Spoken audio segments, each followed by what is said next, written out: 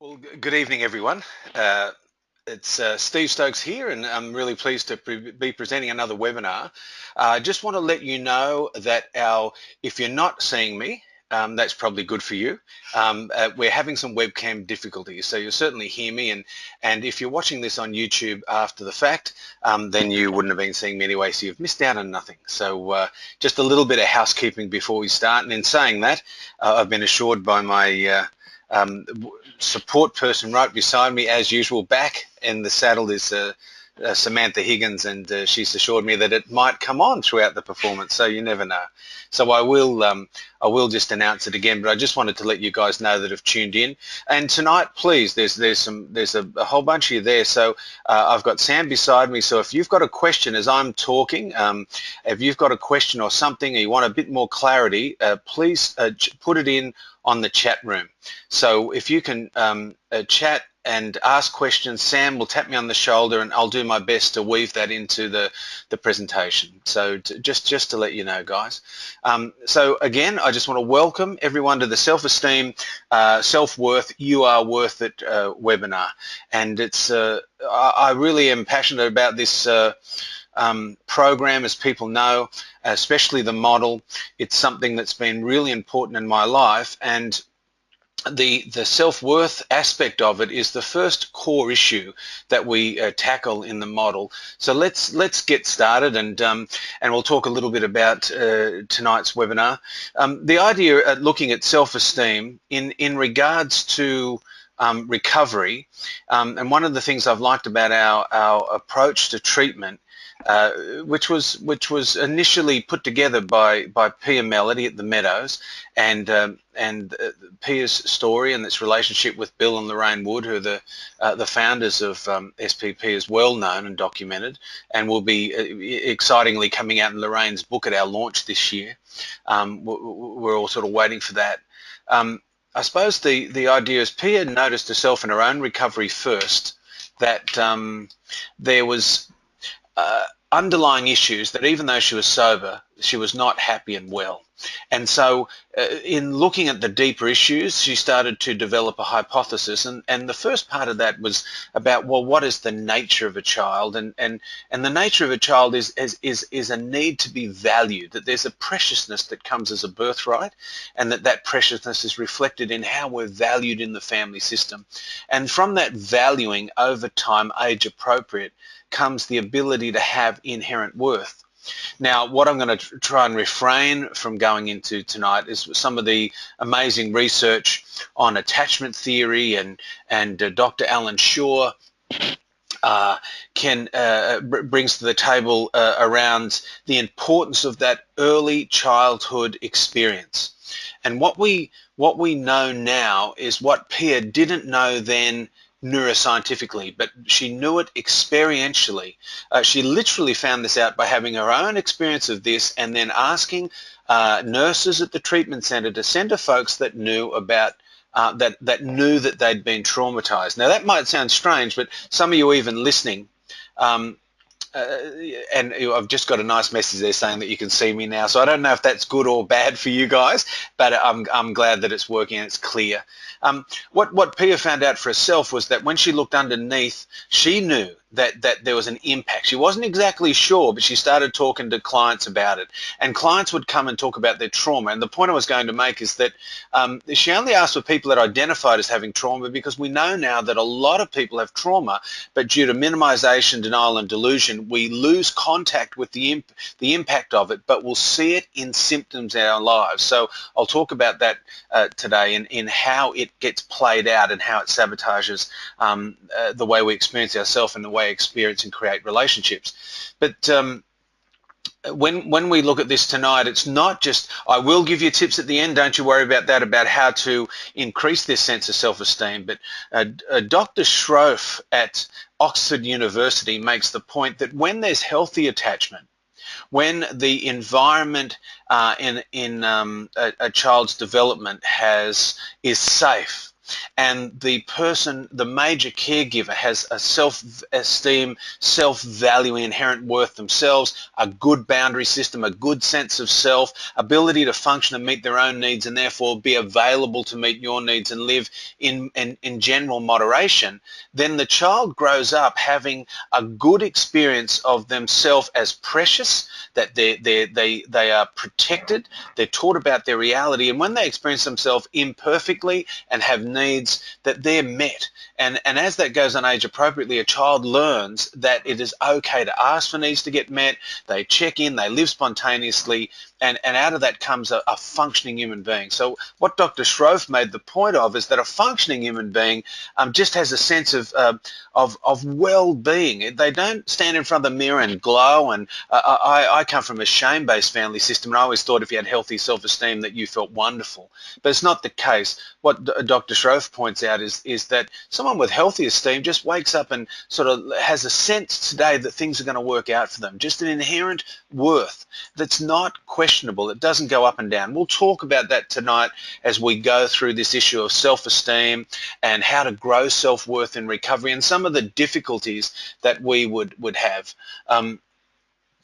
So we've got to, I think, we'll move on and start to bring our attention to a few things. Now it looks like we've getting some good feedback through already, and I'll get to that as we go on. Now, I always start with the model. I always get afraid people will get bored with that, but I always start with the model because it says that the left-hand column there, the nature of a child, our value system as a child is that the first core issue is that a child needs to experience value age appropriately. Now, we can't give away something we don't have, so as we get age appropriate value, in the beginning, in that first year of life, we are experiencing value very much as a very, very dependent person.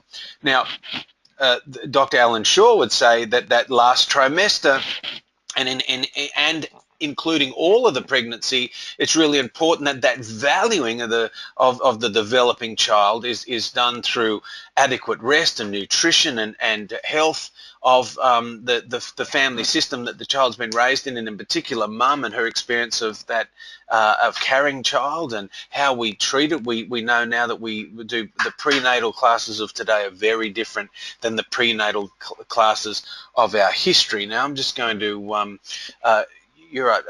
I'm just doing a bit of housekeeping here myself. So with this idea that there's self-esteem, it comes from that healthy family system.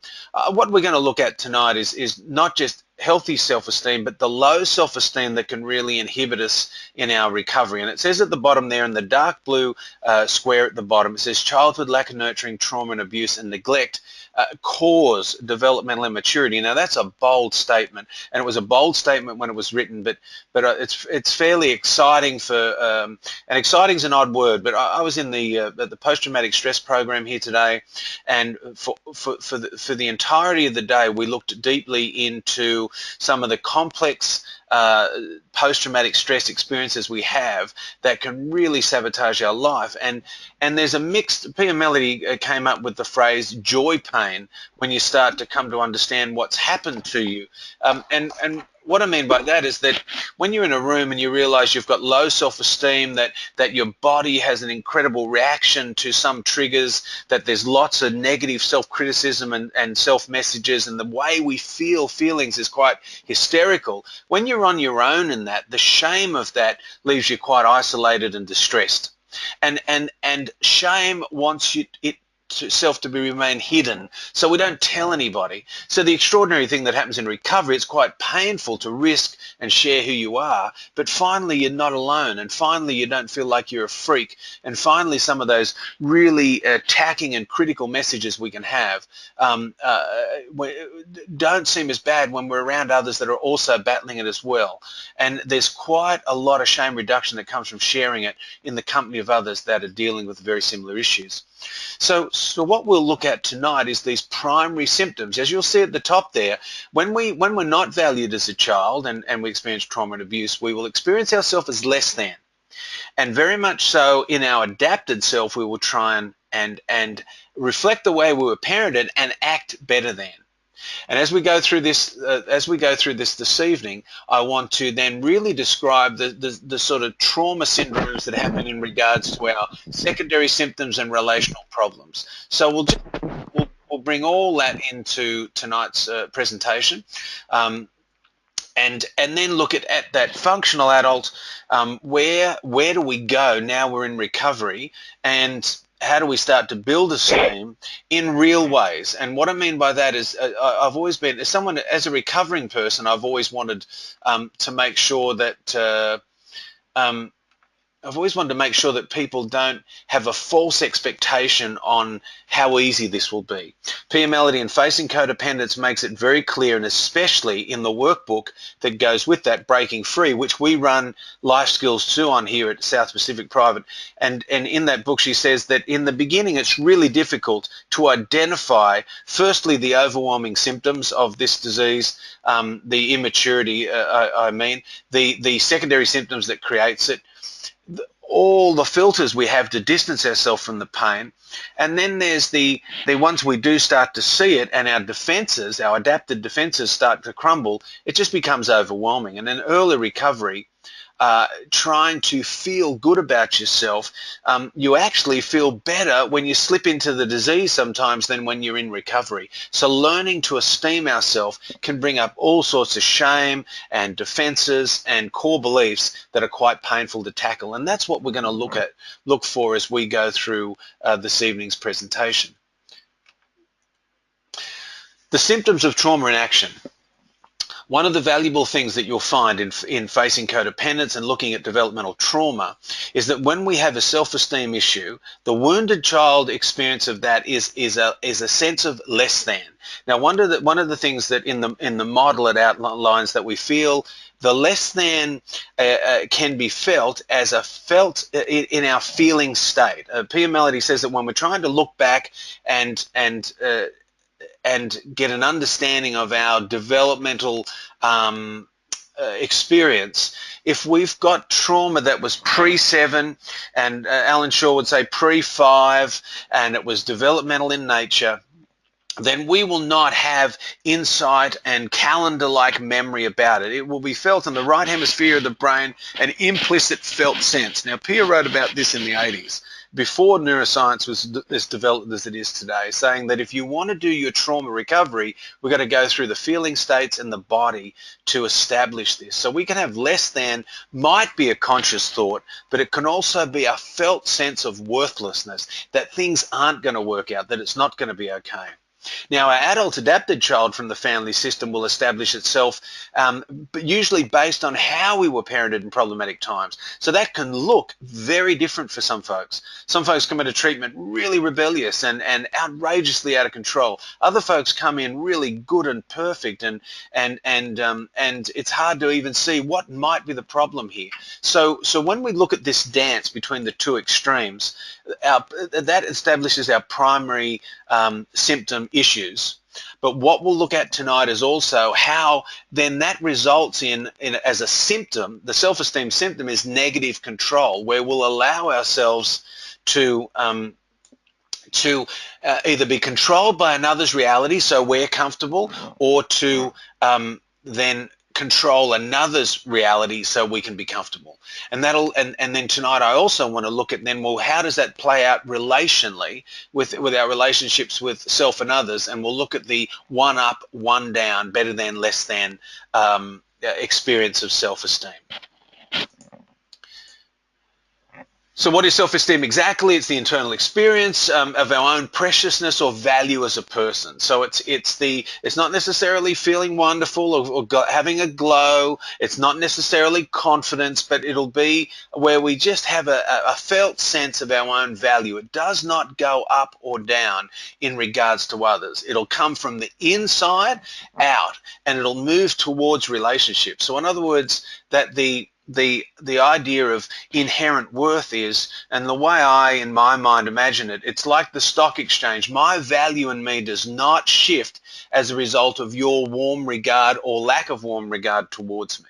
So healthy people will feel it as a sense of value even when they make a mistake. So if you're shame-based, that can feel quite extraordinary sometimes when you go, wow, when a healthy person makes a mistake, they're perfectly imperfect. They'll experience it generally as mild embarrassment, and they'll experience it as their humanness, the humanity.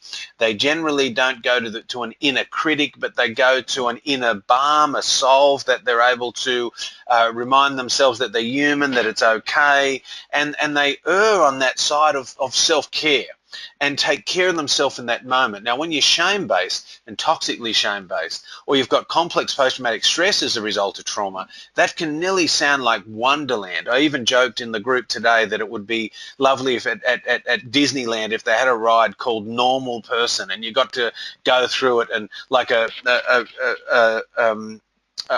bit of a roller coaster where you could watch people having healthy esteem and good boundaries, because when you don't have it, it seems nearly impossible to imagine what it looks like. But the one take-home message is inherent worth is never in question when you've got that healthy esteem. And these are all taken from Pam Melody's Facing Codependence. So where does low self-esteem come from? Well, children learn self-esteem from their major caregivers. So generally the family home are major contributors to care, whether it be consistent school teaching or scoutmasters or religious leaders might fall in this category. So wherever we build intimacy. Now, dysfunctional caregivers give their children either verbally or non-verbally messages that they are less than people. So less than people being read that way, that somehow their value is less than others. Now that's one form of low self-esteem. That's low self-esteem less than. We can't give away what we don't have. So if you're a parent that has low self-esteem, you might desperately want your child or I was going to say loved one, but we can't give away something we don't have. And so that's that idea that we might verbally have a shame message, but if you've got low self-esteem, even if you're trying to not shame somebody, that non-verbal way that you carry yourself will give out that message around our worth. And this is something that children over time are going to pick up from us. Those who consistently receive overly critical negative assessments from caregivers and family members are likely to experience themselves with low self-esteem. And this will be that inner critical voice. Later on, I really toyed with, at the end of this presentation, do I put in the defenses and realities and core beliefs, and I will whip through those and at least have them available for people to pause on when you look at this on YouTube, because they are what gets in the way of us establishing self-esteem. And I'll talk about that as we go through this webinar. There's no use just trying to create an affirmation if we don't directly deal with the inner shame message that goes with that. So what I'd like to do now is just go on to look at the next slide. And what can happen sometimes is when we get disempowered, we'll have that low self-esteem. But grandiosity and arrogance can develop in childhood when the family system does a couple of things that then overvalue the child. So firstly, if the family system teaches a child to find fault in others, so we will learn that others are inferior to us. Now, one of the ways we do this is by watching, and this is why this is a generational immaturity, we'll watch our major caregivers be judgmental of others, blaming of others, and derogatory of others. And so children will learn that they are better than others and others are inferior to them. The other way that this can happen in a family system is when you're falsely empowered by being told that you are better than. Not so much that others are less than us, but you're better than, special and different. So when children are not given healthy boundaries, they're not confronted with healthy limits, we never learn healthy shame. And so if we're not corrected, imperfections are missed, and perfection then becomes the myth. And whenever we think we're perfect, we can't grow. We're shameless. And so it leaves us to then be offensive to others, to then it will offend others with our own sense of grandiosity and arrogance. So now when in in working here for the length of time I have and in working with trauma survivors, I would definitely say that more people seem to come in with that low self-esteem, feeling less than. But I've certainly seen people come in and they'd experienced one of these two examples and acted shamelessly in their adult life, and that disconnect from their own healthy shame led them on to all sorts of relational dramas, because it's very difficult to have a relationship with someone who thinks that they're better all the time and that their default position is you're actually inferior to them. Excuse me. So healthy esteem, just to give us another picture of it, whenever we feel that we've got that inherent worth, we'll see it, and it'll sort of be played out in us in some of these ways. We'll feel empowered. We'll feel that we're able to be in our center, set boundaries, know our needs and wants because we're connected to that data, and that we can move and have the skills to get those needs and wants met. When you've got those functional skills, you're going to feel empowered as a human being, that you can address things when it comes up and have that ability to be spontaneous and open. That will know that we're perfectly imperfect, and then when we in that perfect imperfection, when we experience ourselves, like I said, we don't go into that shame bind and then lose our sense of self. So this idea of healthy esteem means we know we're not perfect, we know we're okay. Now we just got a good question come through here, so I'll just have a look at it. Typically minimized or discounted. So I just want to run this question. So if I can, I've just got to get the question for you guys. So sexual abuse may be considered an obvious trauma, and I would put physical abuse in that, an overt trauma. Are you able to provide examples of trauma that are typically minimized or discounted? For example, could that be receiving constant criticism, getting the message of not being good enough? Absolutely. Thank you very much for that question. One of the things that came out of the biggest study that's ever been done on adverse childhood experiences is the Adverse Childhood Experience Study. It was done in America through the Department of Disease. They found two things. Firstly, overt sexual abuse and physical abuse led to those adverse experiences. But what they did find is constant criticism, ongoing humiliation was the actual phrase, when someone experienced that. Now, the other thing that I would say, children are narcissistic. They're the center of the universe. The younger they are, the more narcissistic they are.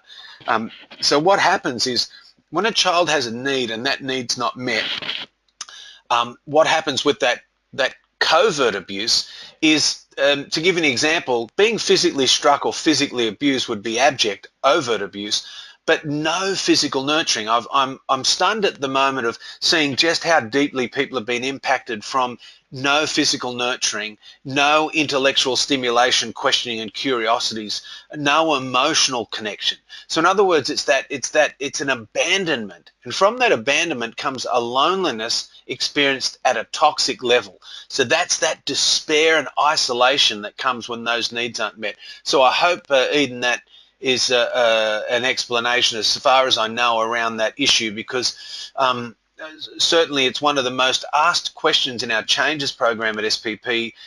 People will go down there and they'll minimize, and they'll sit next to a peer that's had that sexual abuse or physical abuse and think, well, surely my issues aren't as bad as my peers here. And it's, we just can't quantify pain like that. And I was really not glad, but I'm glad that they were able to, in the ACE study, really present that at an evidence base, that people had the same post-traumatic stress symptoms for the ongoing humiliation and shaming as they did for some of those more abject abuse issues. Actually, I was getting ahead of myself there, so I'm going to come back to this slide. So there will be a confidence that will come from healthy esteem, but it's not based in confidence, but as a fact of if my inherent worth doesn't go up and down as a result of my experience of the world, that doesn't mean we don't have moments of curiosity and doubt and moments of self-reflection. But if our inherent worth doesn't go down, basically as I attempt something, whether it be something new, it means I can be perfectly imperfect. I can be in the moment. I can get my needs met, and then a confidence can come from just moving through the world. A famous AA speaker, Bob Earl, which is an oxymoron because there shouldn't be a famous AA speaker, but he made the point once that he worked in Hollywood and he worked in a very, very popular place. He was a writer for a very, very popular show, and he had a friend come in to be on the lot, and they went out for dinner. They went for sushi, and he said he'd never eaten sushi, and he'd never gone there because he'd never eaten it. And being shame-based, he never went there because he hadn't eaten it, and he never liked putting himself in situations that were unfamiliar because he wasn't good at being spontaneous. So he was really nervous about going down to this restaurant. He walks in, and then the waiter shows him to the table, and he instantly felt better. He thought, wow, I'm sitting in the corner. I can look out. I can observe everybody else. I'll be able to pick up how to eat it, how people order. And he'd gone through all this hyper-vigilant, shame-based experience of self. And just when he thought, oh, everything's fine, no one will know I don't know that he's not confident, his friend, of course, who was a fairly functioning human being, says, excuse me, sir, I don't know how to eat sushi. I've never been to a sushi restaurant before. Could you please explain to me some of the things that might be helpful to me? And Bob Earl said he just shrank because he couldn't have done that. He really, when he was sharing this, obviously after the fact, he thought, wow, he had no way that he had the esteem or the value or inherent worth to just put his hand up and say, look, I'm perfectly imperfect. I don't know about this experience. Could you actually help me to understand this experience so I might enjoy it more? And I think that's the difference between some of us that are shame-based and some of us that just are able to accept their perfect imperfection. Respect to self and others, so self being our reality, body, thoughts, feelings, and behaviors, so we can have a respect for us and respect for others. We're more effective in how we communicate to others, more clear, less words, more direct, but have containment. Interested in self and others, and that's one of the things that comes when you have got damaged self-esteem. To actually have damaged self-esteem, you will have damaged boundaries, because if someone valued you, they would have done it through a filter of containment. And so when we've got damaged boundaries, it's really difficult to be interested in others and get compassionate and curious. Will they be able to, and people with healthy esteem will generally have effective conflict resolution skills because they'll value themselves, they're able to value you, and generally with those boundaries discern that your reality is different from theirs and then work through it. Can laugh at ourselves, and I think that's one of the benefits some people that come to 12-step meetings like about their first experience at meetings. People start to laugh at the things that were really torturing a lot of folks. When we've got inherent worth about ourselves, we're likely to have fairly defined values about other things and a consistency in keeping those values.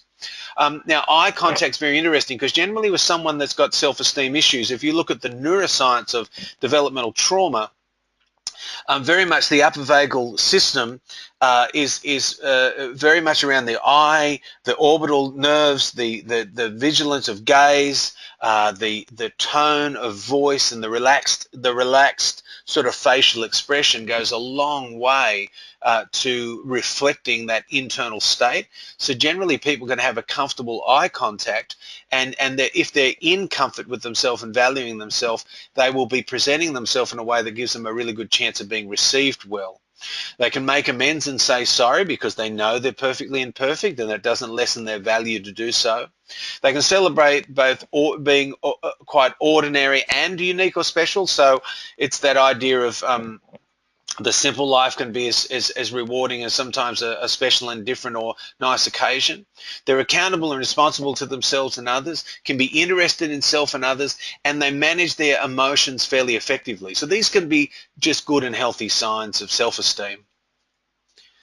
So if I move on, well, what interferes with that? What interferes with it? Now, I won't spend a lot of time. This isn't the trauma and abuse lecture, and certainly please, if this piques your curiosity, you want to know more, look through our YouTube channel and you'll see the one on trauma and abuse. But what interferes with that? Physical abuse, and as mentioned by that question from that came through, physical abuse can be everything from abject from overt to covert. So we can have a physical abuse like violence, right down to lack of physical nurturing, sexual abuse, which can be, again, childhood sexual assault, or a lack of sexual information, so we don't have information to take care of ourselves age appropriately. Intellectual abuse, same thing, having our intellect and thinking processes shamed and put down and assaulted, or no intellectual curiosity, conversation, or interest in who we are age appropriately. And same with emotional abuse. Now, spiritual abuse is when all of the above can happen, or your absolute reality is shamed.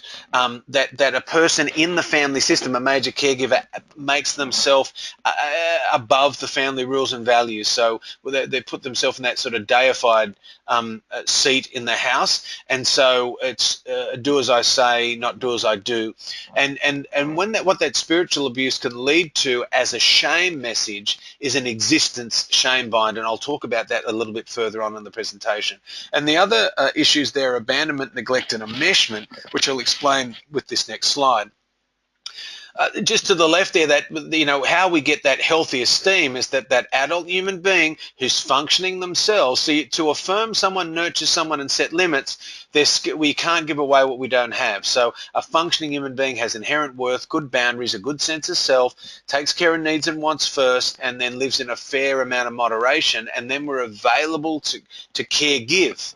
So when we're caregiving as parents, then we're able to then have our energy go towards the child. We're affirming, nurturing, and yet we can set limits. Now, that's a big thing, because you need to suspend sometimes your own pleasure to set a limit with a child. So you've got to set a limit around food or activity, and it teaches children to be able to nurture, take care of themselves and celebrate the no. Which, if anyone out there's got a toddler, I've got a 3- and 5-year-old, there's not much celebrating of the no sometimes, but it's the beginning of limit setting and healthy shame. Now, when that doesn't happen, if a major caregiver uses a child to take care of himself or herself, then that's abusive to the child, because it draws the child up to get those needs that they have. Their nature is now being used to look after you. And so we end up sometimes in that hero family role that we go on then, and we're actually being abandoned by being enmeshed. Or if you have a major caregiver that abandons a child through neglect and abandonment, then it's abusive because it fails to meet the child's needs, and then we never get those needs met in a healthy and functional way. We're incredible survivalists as children, so we will learn to survive from those adaptations in the family, but we will always be impacted at our core around this neglect, abandonment, or enmeshment. If this happens from birth, then it actually destroys the attachment and impacts it in a way that will then determine how those symptoms play out in our adult life. So these things I mentioned because if I can just bring your focus to the center of this slide, if we do not get that healthy valuing as a child, our core sense of self gets impacted. And instead of having a sense of preciousness, we will start to have shame to the core. Now, I was going through our shame webinar today, just looking for slides, and it reminded me that, please, if that really sticks out for you, Brad Shaw talks about that inability to be a spontaneous human being, and his work on shame and healing the shame that binds you, I still think stands above many others when it comes to understanding the impact of trauma. Even though neuroscience has come along and filled in a lot of the blanks, the felt sense and the experience of that toxic shame bind is something he explains still very well. So when we're shamed to the core, we then start to develop syndromes of shame.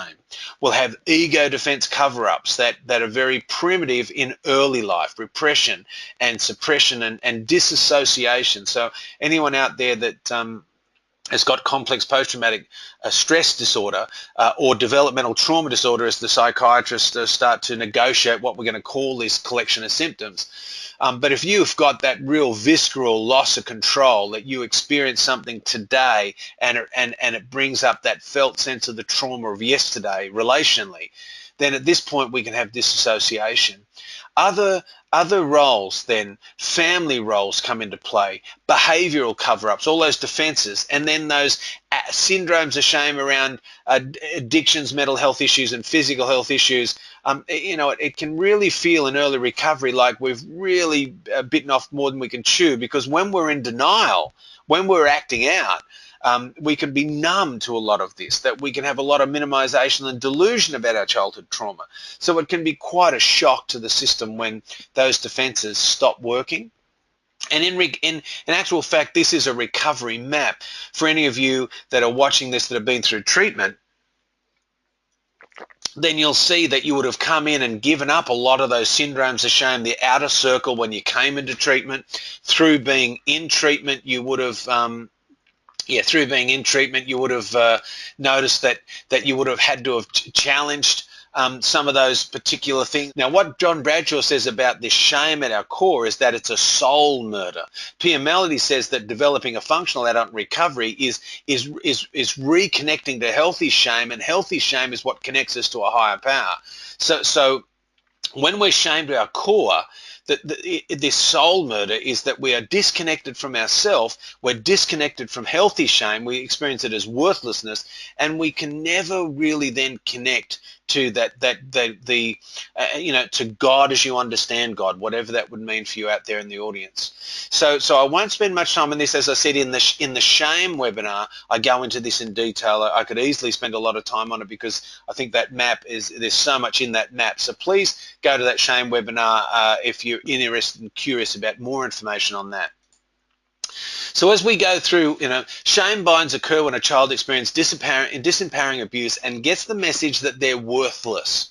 As an adult, any experience of positive esteem may actually trigger a shame attack. Now, that can be really curious for somebody. So if you're shamed and experience yourself as worthless, you would think, oh, I'm hungry for that other esteeming. But sometimes, if someone gives you a compliment and you're shame-based, you can't accept it.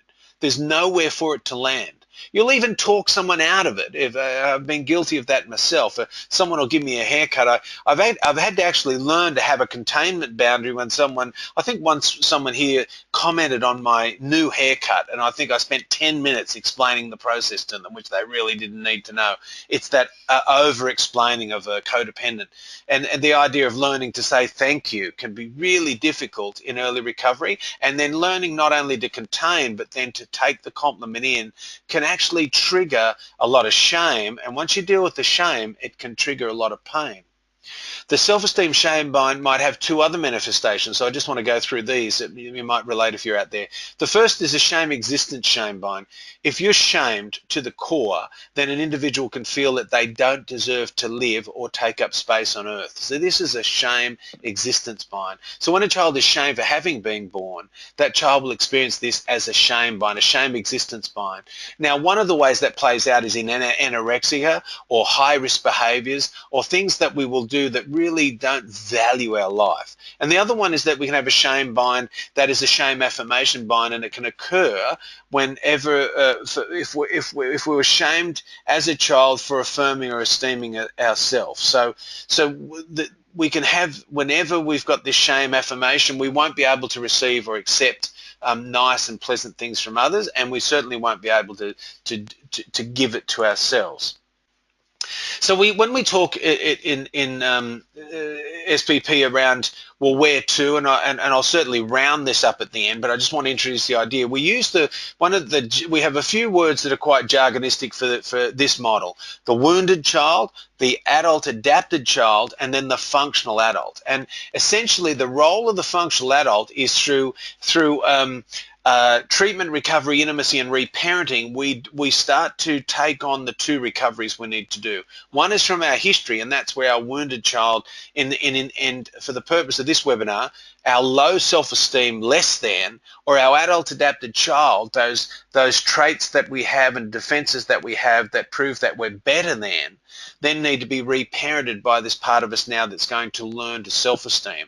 So when we can identify our wounded child and adult adapted child and take responsibility for that reparenting ourselves through the functional adult, then this itself is is very valuable and leads to growth and the growth of our self-esteem. Now, there's a big point here. If you're codependent, generally, our focus has been on relationships and the locus of control has been on others. So we can have spent a long time trying to get what they call other esteem, value from others. But because it's got nowhere to land, because we've got toxic shame, we can actually never, it's like pouring warm water into a bucket with a hole in it. It might be good for the minute we get it, but we don't retain it. One of the little images I've been using lately, is that it's like putting charge into your phone. When you've got low self-esteem in early recovery, we need to, on a daily basis, practice valuing ourselves, practice affirmations, practice having an attitude of gratitude. And each day, it's a bit like Groundhog Day, we've got to get back up and then recharge up again with that. And go to bed and recharge up again, because we don't retain it for quite some time. Those shame messages are much more dominant than these early messages of valuing of self. So for a while there, those old pathways are quite dominant. So this reparenting role is nearly like we're back to being children, where a young child needs constant valuing age appropriately. And it's a little bit like that when we get into that reparenting. And the main thing there is it's got to come from us. No one's coming. Even if someone tries to do it for you, it won't land. It's a job that we need to do ourselves. So just to give you some images of this, what's that look like when we've got low self-esteem and when the wounded child is in that less than state? I just wanted to put up this slide for folks. You would have seen this if you've come through treatment. See, if we just try in an unconscious state to stand in front of the mirror and say, I'm a worthwhile and loving person, and we don't have a good, clear understanding of where the damage is, where is our immaturity, then it will be sort of like trying to paint over say something that you're like say you're redoing your deck. There you go. I don't know why I've even come up with that one as an example, but if you're trying to repaint something, you've got to prepare the wood, sand it back, get to the core of the matter, so the new surfacing will take and look good. But if we just try and paint it over the top of something, before you know it, it'll bubble up and not take. And I think self-esteeming, when we've got shame at our core, has that sort of similar effect. It won't take, it won't look good, it won't feel right. And so the idea here is getting clear, what's my wounded child and how do I need to nurture it? How will I learn to experience it? What's my adult adapted child? What's that feel like? And then what's my functional adult? So to keep it simple, the wounded child will feel very small, it'll feel young and little, and it'll act dependent and childish. In the self-esteem, we feel worthless. But generally, when we feel like that, if we're unconscious about it, our adult adapted child that reflects how we were parented will criticize, attack, and abandon us. Now, if you've got chronic post-traumatic stress here, that self-loathing and self-criticism, it can be to the point where we self-harm, we act out with our addictions, we generally abandon ourselves to a point where we don't take any good, we don't eat properly, sleep properly, take good care, put ourselves in harm. And we can be arrogant and judgmental to others, but very regularly people turn it on themselves. Now, the role of the functional adult is to know that it's my job now to take care of this immaturity. It's my job to wrestle with this discomfort inside and start to nurture and affirm the wounded child, and to put some respectful limits on the functional adult.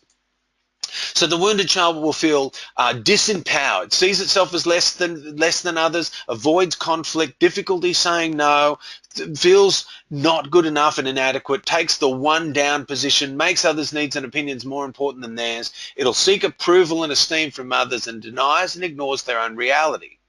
So the adult adapted child is sometimes falsely empowered, and it will act better than. So it sees itself as superior to others and more entitled, considers their own needs more important than others, may feel special. So if you were enmeshed as a child, you might feel like daddy's little princess, mummy's little man, may be patronizing and a know-it-all, grandiose, arrogant, puts others down, finds faults with others, and will take the one-up position. The thing I'd like to say, sometimes that better than is triggered into I'm going to act better than you, but regularly when you've got low self-esteem at its core as a wound, all I'm going to try to do is act better than I actually feel in front of you. So I'm going to try and act better than I feel about me.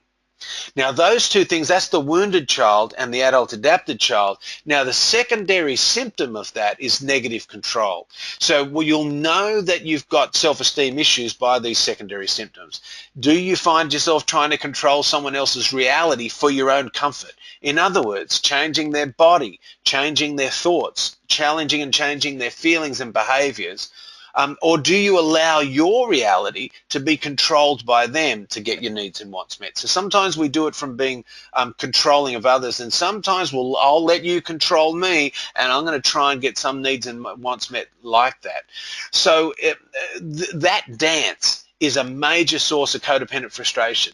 When you sit with people and you've got these damaged boundaries, damaged low self-esteem issues, then this negative control that goes on in relationally is generally one of the major sources of frustration. So whenever I have trouble esteeming myself and you have an opinion of me that I don't want you to have, I'll try and control your reality, or I'll let you to control mine if I think that's going to help you change your opinion of me. So this is that negative control that Pia writes about in Facing Codependence. Now, this negative control then plays itself out relationally. We'll know that we've got relational issues if in my relationships with others, I will find myself in that one down or one up position.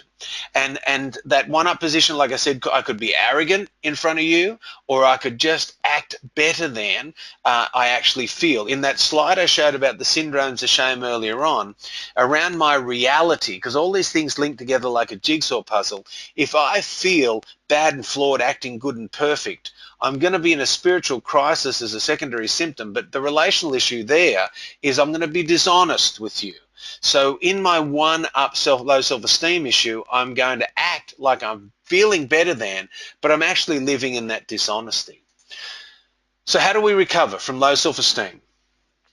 The beginning of this is making a decision. What I like about Pia Melody's work, she's just straight to the point. She's a survivor from this stuff. She's made the journey herself. So she knows what she's talking about and she knows how difficult it is. So we got to make a decision. This is in that third step. The third step of the 12 steps talks about this. We made a decision to turn our will and our life over. And in the case of low self-esteem, I've got to make a decision to start valuing myself. Now, when I feel under stress, that shame binder about me, starting to value yourself is very challenging because your major message will be, I'm not worth it. So creating affirmations that actually address the shame messages that you have or the core beliefs you identify are really important. So just standing in front of the mirror, like I said, and just trying to throw a bucket of warm water on this shame wound and to say, well, I'm a loving person, your own head unchallenged will say, no, you're not. And so it's really important. What are the shame and core messages, and what are the affirmations I might need to have? Now, one of the things that Pia talks about in her Breaking Free book is that you tape some of those affirmations and listen to them daily for a while. Now, this might sound easy, but in the very first Breaking Free group, the Life Skills 2 group that I ran here, that I watched the guys start to do that, and it brought up all sorts of things. Some folks said that they even hated the sound of their voice, and they had to re-record it several times because they just couldn't stand themselves. And Pia Melody shared about her experience and said she just sort of avoided doing this for 6 months, and when she first started listening to them, because she had that shame and she had an affirmation shame bind, she felt bad when she heard good things about herself. She said she cried regularly when she first started to listen to this. So therefore, one of the tips I tell folks is that when you are going to start having an affirmation, start with something that you can believe and work your way up. So if you need to, say you've got a physical body shame bind, so you don't like the way that you look, then just saying that I love my body the way it is mightn't work. But you might say something like, just for today, I'm open to feeling better about myself the way I am.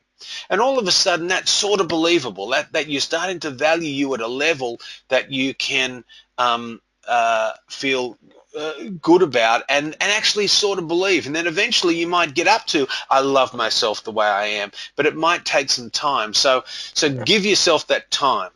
Now, there's a few things here I just wanted to whiz past. When we're talking about affirming ourselves, it's our reality, our body, our thinking, our feelings and behavior. So I'm going to say a couple of key things.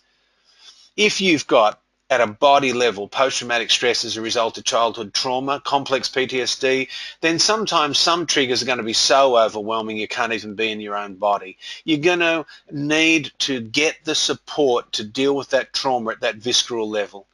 It is impossible to use insight, affirmations, when we literally dysregulate at that level. So please reach out, ring us. We will refer you to folks that can help you get back into your own body so you can do this work. Because the CBT part of this work is very important, but it won't take and hold and be valuable unless we deal with that.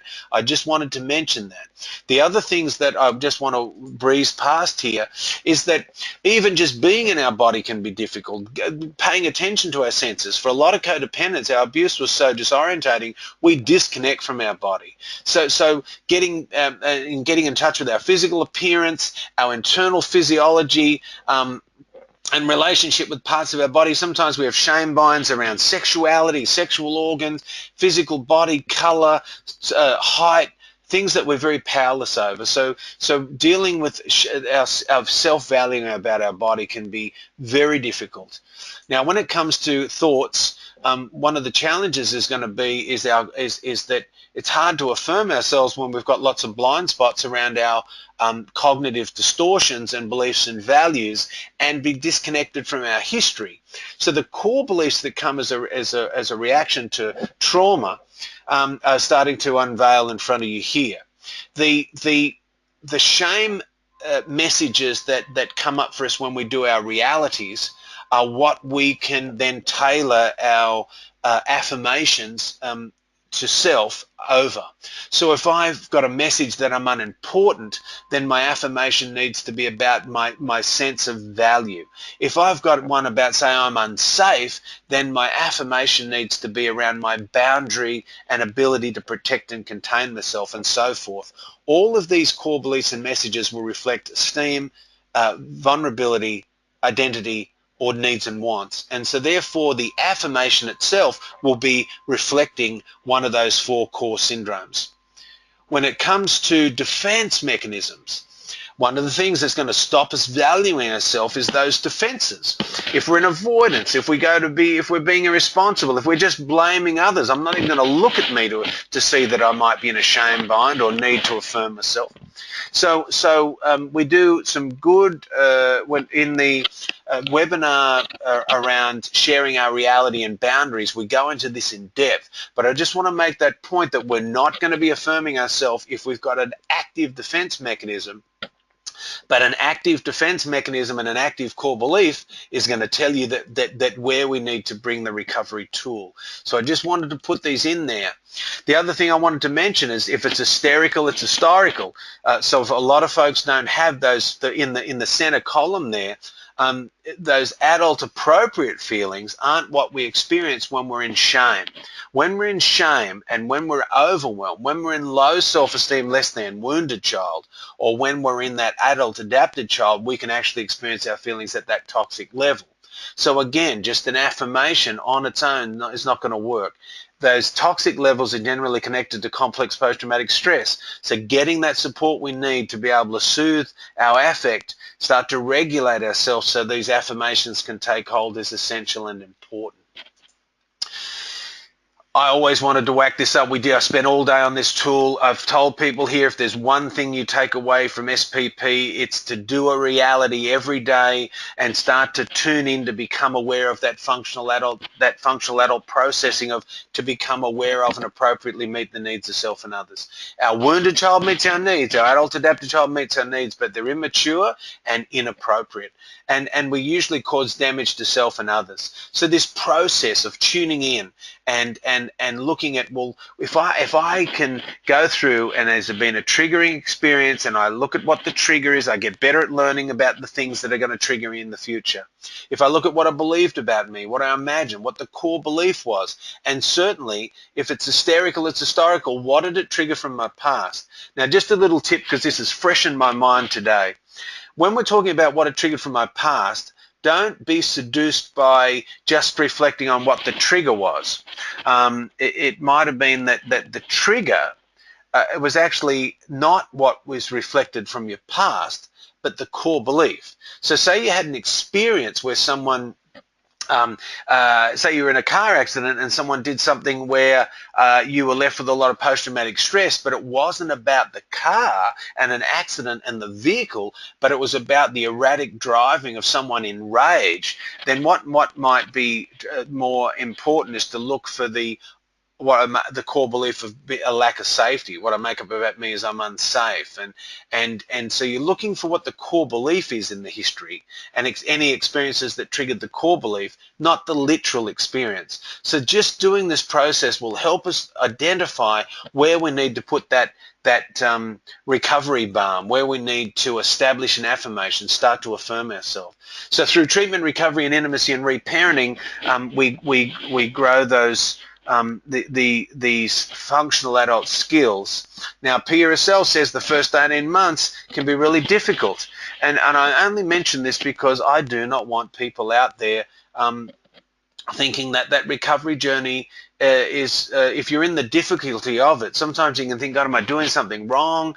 What's wrong with me? Other people seem to be going, so we judge our insides by other people's outsides. Other people seem to be doing so much better than me. But Pia makes that point in Breaking Free that I will, in the beginning, feel better in my disease. I'll feel more comfortable in my wounded child tantrum, or I'll feel more comfortable in my adult adapted child disconnect than I will actually be in my recovery. So the idea here is through treatment, recovery, intimacy, and reparenting, we begin this idea of valuing ourselves. And in early recovery, it's going to feel like we're pouring water into a bucket with a hole in it. So be prepared for that. Be prepared sometimes to wake up and go, wow, I actually feel awful about myself, and yet I did all those affirmations yesterday, and that really is, unfortunately, part of this journey. What does happen for folks in the long run is we start to have sort of a radical acceptance about ourselves. Some of the promises that start to take place in recovery, and I feel like I'm plugging our SPP YouTube website, but I'm absolutely going to do it one more time. We did a really nice Christmas webinar this year, and we focused on the promises that Alcoholics Anonymous laid out in their big book that other fellowships have grabbed hold of. And so one of the things that comes is eventually we do start to feel a sense of security, like what I mentioned. Dr. Schroef Professor Schroef from Oxford University talked about that healthy esteem in a fairly functioning person, just as they have a sense things are going to work out for them. It's not so much that they look at themselves and feel wonderful. Once you start reducing the shame, you actually feel hope.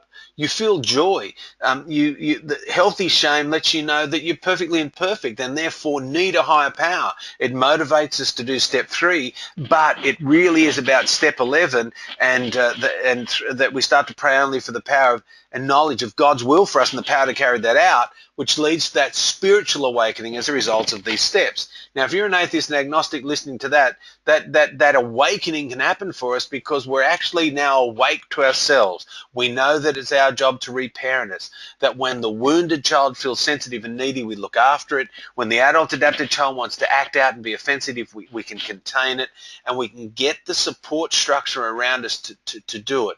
Please don't try and do this on your own. And especially if you've got complex PTSD, we need the reality checks and support of others through intimacy in our recovery programs. Now, we have this in the foyer of SPP, the expect a miracle when you arrive and the you are a miracle when you leave, and essentially it's just saying that if you've walked in here and tonight's been on self-worth and self-esteem, and just sort of recapping. It's one of the key core symptoms of that developmental immaturity. It's one of the most obvious. Now, Pia says in recovery, and we share it here at SPP, that to get value, we've got to work on those other functional adult skills. If I try and value me and I don't set a boundary, then I'm going to lose that sense of value the very first conflict I have with someone. If I don't know my reality, I'm not going to know where my shame messages are and defenses are and toxic level of feelings are, so I won't know how and what I'm affirming. So once I get a better sense of my reality, I can work out what my needs and wants are and start to practice that affirming. Like I said, and if you re-listen to this again, those tips are, once we identify those shame messages, we start to come up with those positive affirmations. And again, I suppose please have realistic expectations. When you've spent 10, 20, 30 years having a certain message that you're not good enough, then saying an affirmation is going to feel like, I seem to have buckets on my mind tonight, but it's going to feel like a bucket of water on a bushfire. Just being able to look at yourself in the mirror might be tough. In therapy, sometimes we have to work gradually and steadily towards feeling better about ourselves. But just by coming to treatment and giving ourselves that benefit of other support is one way of valuing you. It takes a long time in recovery to see our own value. So we need that support of others to reflect back to us sometimes things that they can see that we can't. So I really hope that that this has been a nice little taste test into self-esteem and self-valuing, that first core principle. Please, if you're curious about this, our Life Skills 2 program goes into the Breaking Free book and the Facing Codependence book at depth. It uses the 12 steps to look at our powerlessness, especially around self-esteem. In that Developing the Functional Adult, we get to part of the exercises in that book is to tape those affirmations and start to listen to those. As Pia herself said, that might be painful, folks, so please get that support you need when you do. I hope this has been valuable. This slide here, if you have any questions, please give us a call. Please email us, Twitter, connect with us on Facebook, folks, under Pacific Recovery. And if just listening to this, and if you're listening to this either live here tonight or on YouTube, please don't suffer alone. One of the things that I enjoy about SPP and I enjoy about recovery in general is that the shame that is at the core of low self-esteem wants us to remain hidden and not reach out for support. And one of the beautiful things about recovery is when you take a risk and you let other people know in a safe environment, just even though you're in pain, it's one of those, Pia calls it joy pain situations, that finally you're not alone. So please, if you're out there, contact us, and I hope this has been useful, and I wish you a very good night, and remember, you are a miracle.